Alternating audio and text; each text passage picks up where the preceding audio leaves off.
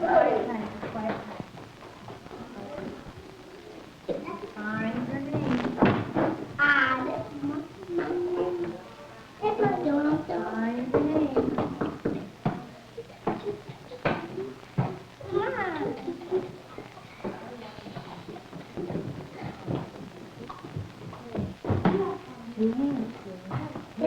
George, it says Bonnie. You're not Bonnie today. Find your name.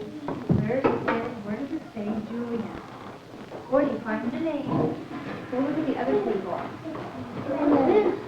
This is my name. No, that's it. Go forward.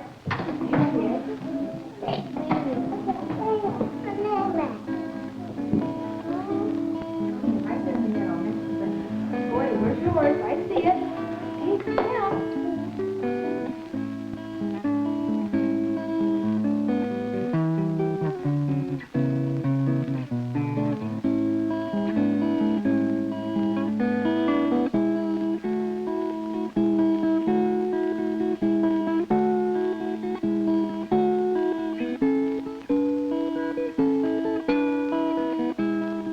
These children are 3- and 4-year-olds.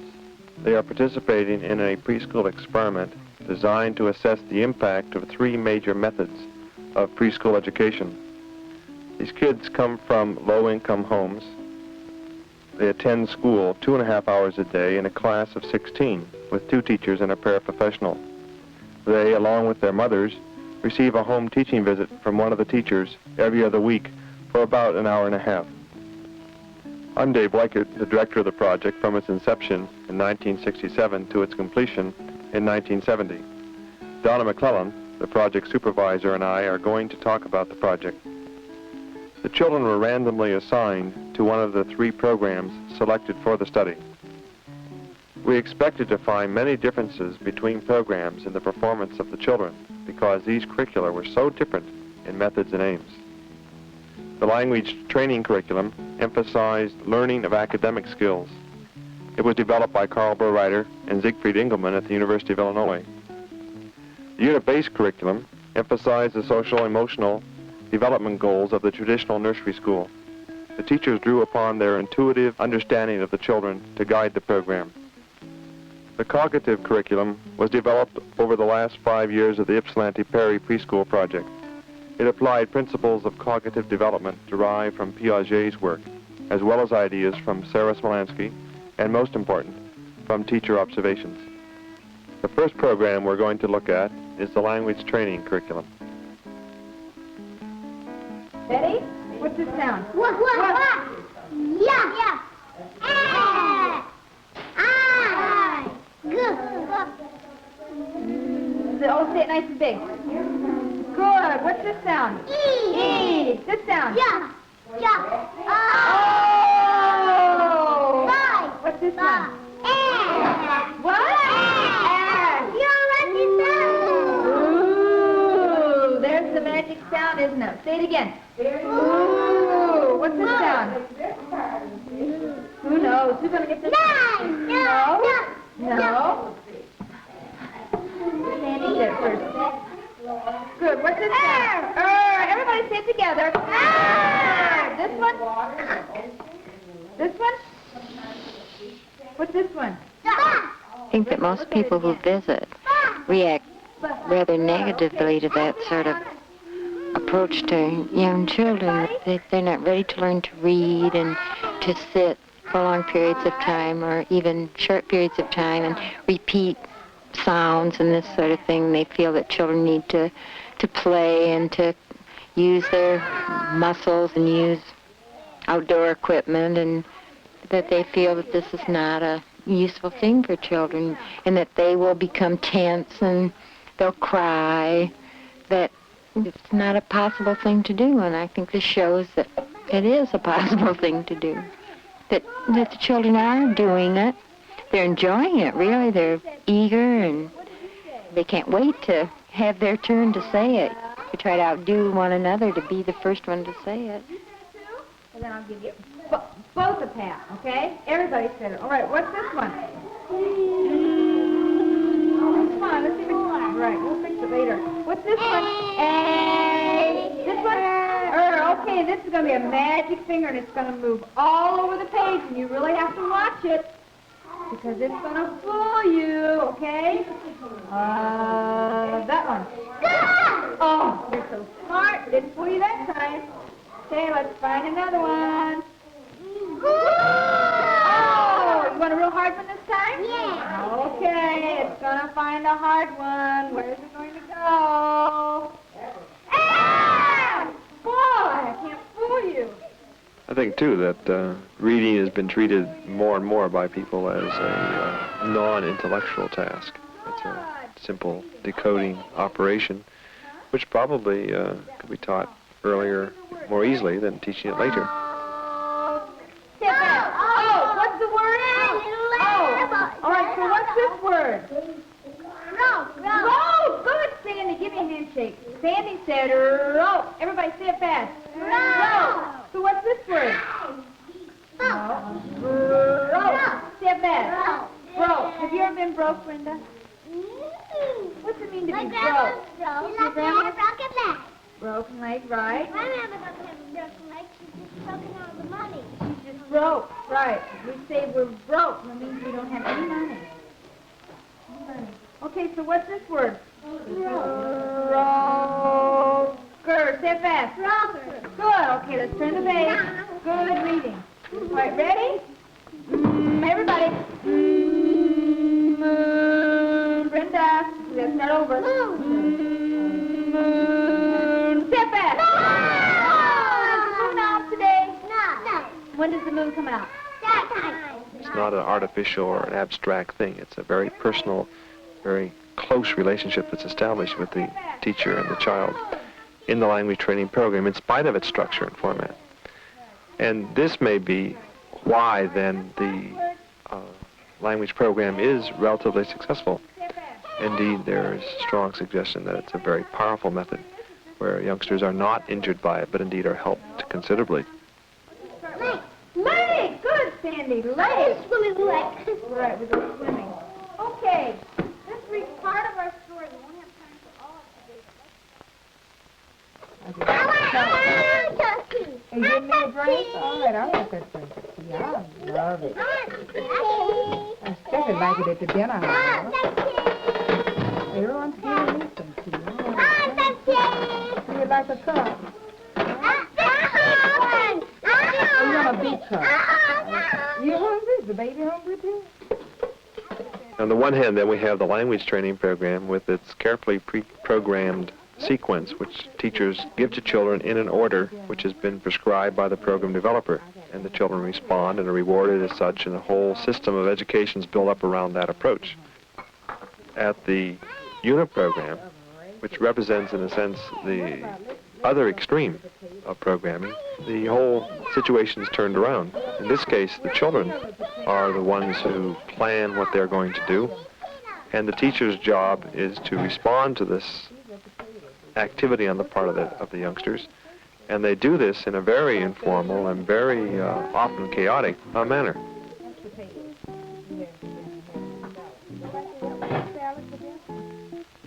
In the unit program, the teachers tend to think of the child in terms of his social development. One of the important things to see, though, is that while they're playing together, there's not really a tremendous amount of interrelationship. Each one is doing his thing in his way, or they team up momentarily to work together at a task and then break apart to go on to something else. And you want to give him all kinds of experiences so that he, can see his world in a broader way.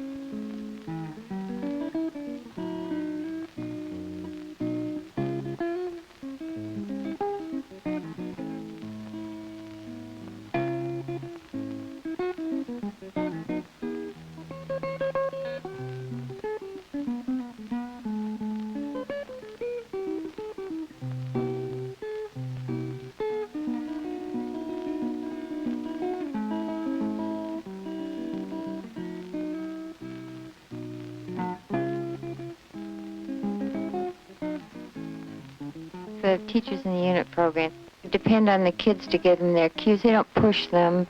If they're ready and show the teacher in some way that they're ready for a new experience, she tries to provide it. But I think generally they kind of let the child feel his way.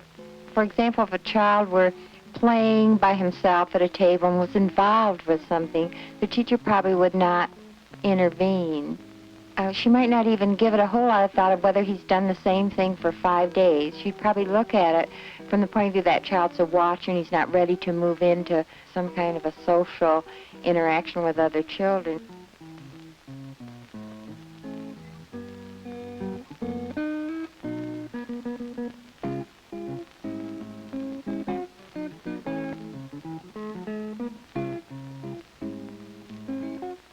If the unit teachers were going to plan, say, a unit around firemen, they would have tried to stimulate the children to think about firemen, to maybe begin to play firemen. They'd sing songs about firemen in their music time. They'd tell flannel board stories using the flannel board firemen.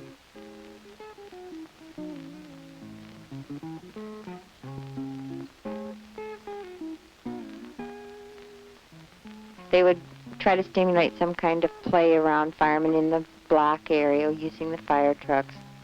And then their climax to the unit would probably be a trip to the fire station.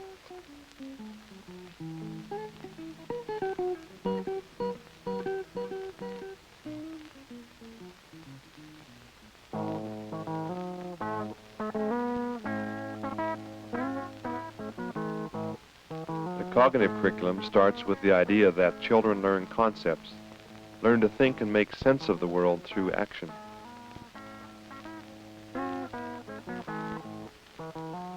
In the cognitive curriculum, the teachers would introduce the children to the real experience or the real object before they went on to more representational or symbolic activities in the classroom.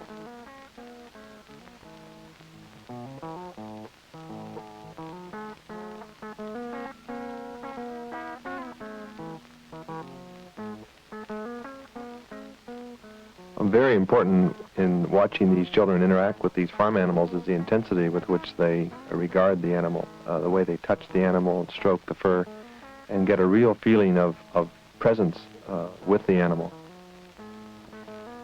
When the children got back in the classroom, they could represent this farm experience in many different ways.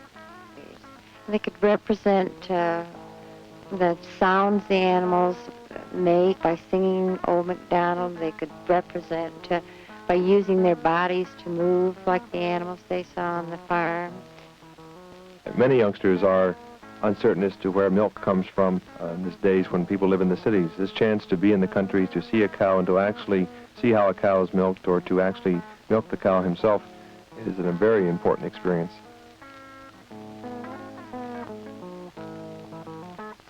This experience through touch gives a depth of understanding of cows that could never be achieved in any other way.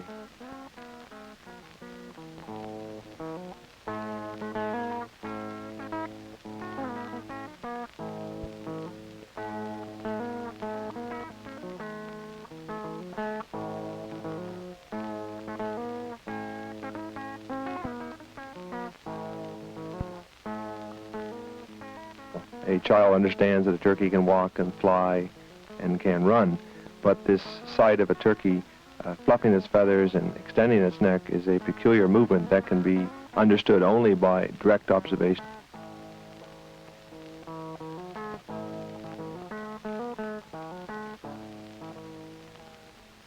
When the teacher touched the children with a feather, they had to recall from their experience what animal this feather came from.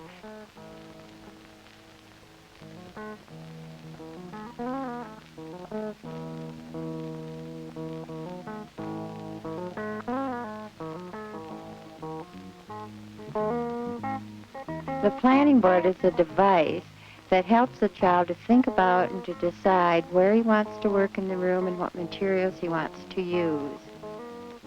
Making a plan is a difficult task for a young child. In order to help him, the teachers assist him in holding to his plan during his activity and then evaluate it with him when he's through.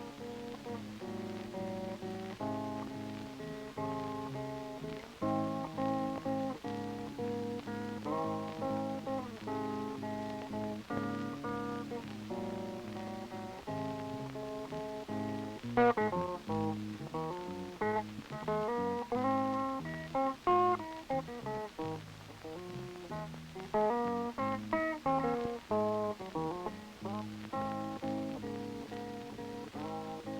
of the most important parts of this curriculum is the focus on the individual child. And this is possible, or this can be done, only when the teacher really understands what the child is doing, where he's operating, how he thinks. For example, it's very important that a teacher be able to work equally with youngsters using the same materials, although they may be working at different levels. The teacher has to maintain throughout this a capacity to respond to the child as a person, as an individual.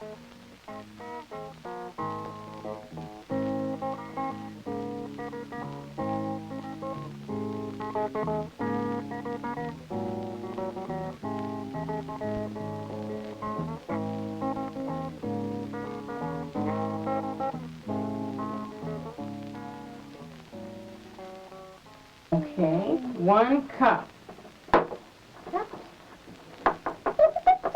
What about? About there? Huh? See where Mom has her finger? Can you pour up to there? In all 3 programs, we added the home teaching because we felt that unless the mother was included in some way, she could not provide the support to the child that would be necessary in the years we were working with him, and perhaps even more importantly, as he went through school. The home teaching has increasingly come to mean occasion to draw the teacher's attention to the individual child, so that as the teacher thinks about a child, she begins to see him as a total person at home as well as at school. Did it take a lot more or just a little? A little. A little. Oh, that came out nicely. We knew that home teaching could help the mother learn about what education is all about, how learning occurs, especially how terribly slow it is. And we also had hopes that the mother would learn how broad learning is. It's not just learning the alphabet or learning a series of number combinations, but is a wide range of things, much more than particular skills, but things like curiosity and learning to ask questions and learning to listen to what people are talking about and learning to bring things to other people's attention so that learning becomes a way of relating to people. What did you put in first? And then what did you put in last? The very last thing was the water. Almost inevitably, this becomes the most important thing the teacher does. All of our teachers have become very enthused about home teaching. And after getting over the initial fear of getting out of the classroom and out of the safety of the school and into the home, into the mother's domain, nearly all of our teachers have found this the most rewarding part of their work. All finished and cleaned it up so nice.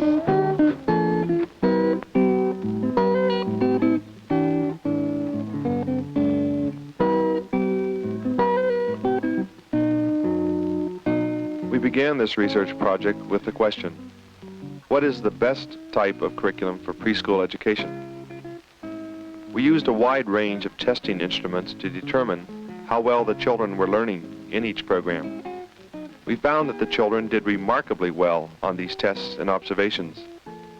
But the surprise came when we found that on the whole, there were no significant differences between curricula in the performance of the children. So we had to conclude that it was not the particular curriculum that produces effective preschool programming, but the way any curriculum is implemented. Now, what did these 3 programs have in common that made them all work so well? We identified 4 things as essential. First, planning and evaluation by the teachers themselves. Second, classroom supervision by an experienced teacher. Third, team teaching. And fourth, the expectations all the teachers had for the children. You probably would not not necessarily stressing attributes, but just the idea that the child can take a representation apart and put it back together. But I don't know what you feel is most important. Well, we have been doing animals, and we have than, you know, parts of people. I saw supervision more as a supportive kind of thing rather than telling teachers what was expected of them in their classrooms. They felt that somebody cared about what they were doing and what they were doing was important. But to also focus them on their particular curriculum that they were doing, to keep them on that focus and on the goals of the particular curriculum they were working with. And is everybody going to have to do it, or is it just one of among other things that kids can do in that area? One among other things for that day. But the fact that I had worked with children, I think, was an important factor because the teachers knew that I had probably experienced it myself, so that I wasn't asking them to do something that may sound all right in theory, but isn't practical when you try to implement it. In each program, 2 teachers and aides worked together in a team teaching situation.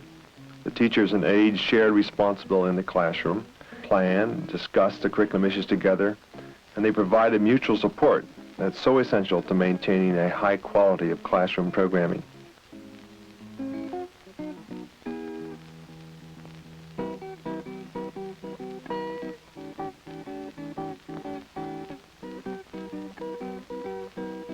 The teachers were not only committed to the programs, they were committed to the children, and they expected them to do well. In all 3 programs, the teachers made demands on the children, and in responding to these demands, the children grew intellectually and emotionally. For example, the children were expected to talk with the teachers and the other kids. The children were also expected to reflect on what they were doing, to think before acting, to attend to the things they had selected to do, and they were encouraged to complete what they had begun.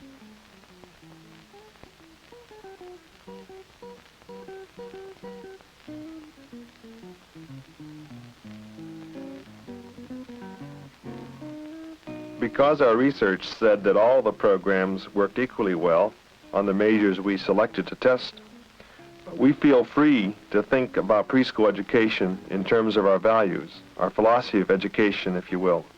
We no longer feel compelled to look for the preschool curriculum, the one that will work best in all times and all places. And so we can now say to educators, you're free to choose your curriculum on the basis of what you value. If you value creativity, spontaneity, a permissive, warm atmosphere in the classroom where children are free to explore and discover on their own, then you can think in terms of the traditional approach, perhaps as exemplified by our unit-based program. In this approach, you would be concerned primarily with the social and emotional growth of the children. If you think, on the other hand, that children require a highly structured environment with an emphasis on acquiring language and academic skills, then you should think in terms of a language training program. One of the powers of this kind of structured programming is the tremendous insistence on the part of the teacher for performance from the child.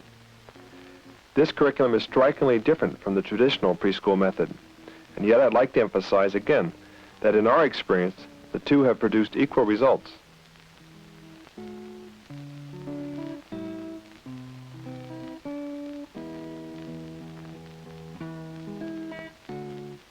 Unlike the language and the unit programs, the cognitive approach requires a commitment to a theoretical framework. The cognitive teacher looks at children and plans activities on the basis of a theory of intellectual development. While the children are encouraged to explore and make discoveries through their own actions, the general direction is provided by the teacher. She develops clearly defined goals for the children, yet she does not do it in such a way as to impose these goals on them. Rather, she works with each child at his level and structures his explorations into learning experiences based upon these conceptual goals.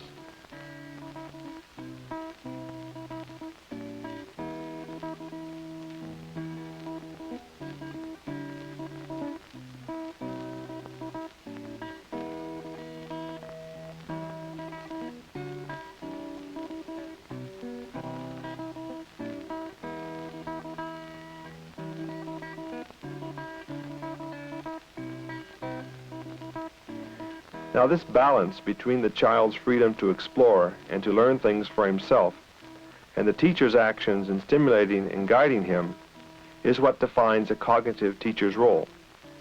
In choosing the cognitive approach, then, you'd be choosing that role for the teacher. For if she can strike such a balance, then she will be providing the kind of atmosphere in the classroom that is most suitable for cognitive development.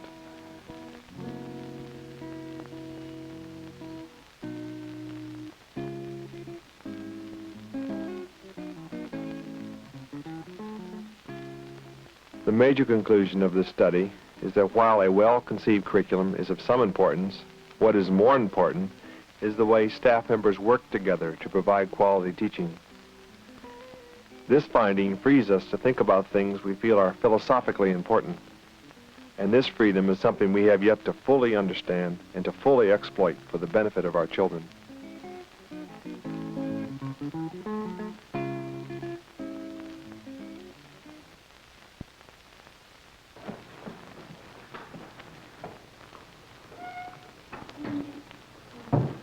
Give it to Laura. You want some now?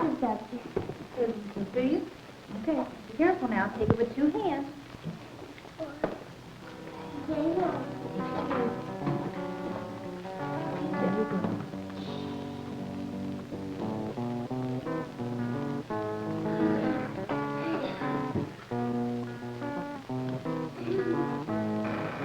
You're up.